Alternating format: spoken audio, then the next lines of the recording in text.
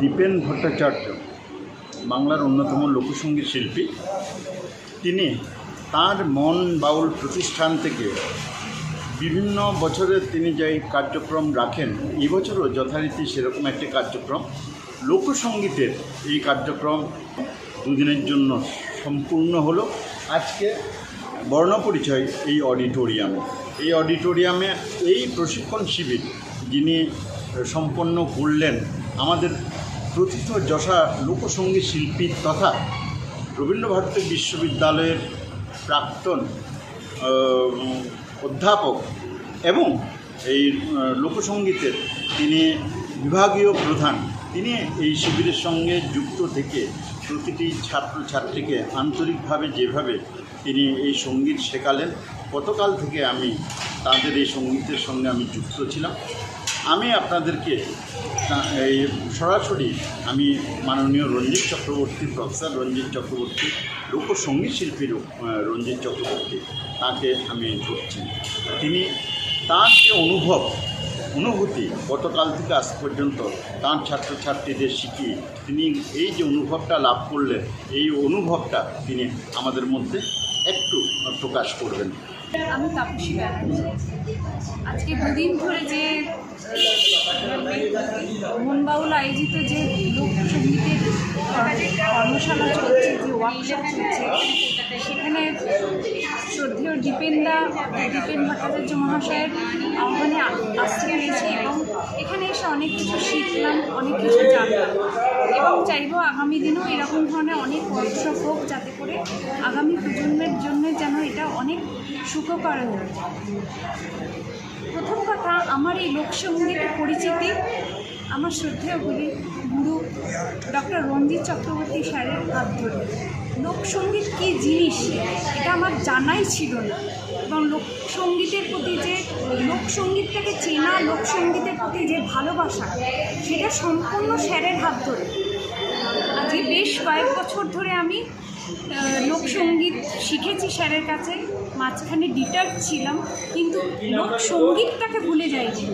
সেই টানে আজও আমি বিভিন্ন সময় যখন সময় পাই আমি লোকসঙ্গীত নিয়ে চর্চা করছি এবং লোকসঙ্গীত সবসময় শুনছি, যাতে করে এই লোকসঙ্গীতের প্রতি আমার ভীষণভাবে আগ্রহ বেড়ে গেছে। তার ফলে তা আমি চাইবো এরকম ধরনের আরও ওয়ার্কশপ হোক, যাতে করে আবার আমি সেখানে উপস্থিত থাকতে পারি।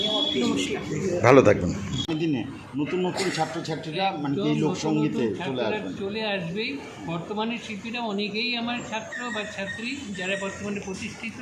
কাজে আমি চাই ওনার যে প্রতিষ্ঠাতা, ওনার এই মন বাউল যেভাবে নেমেছে, ওনারা এরকমই নিলে মন বাউলের এখান থেকেই অনেক শিল্পী সার্থক লাগবে, পূর্ণ সার্থক হবে, আমি আশা করি।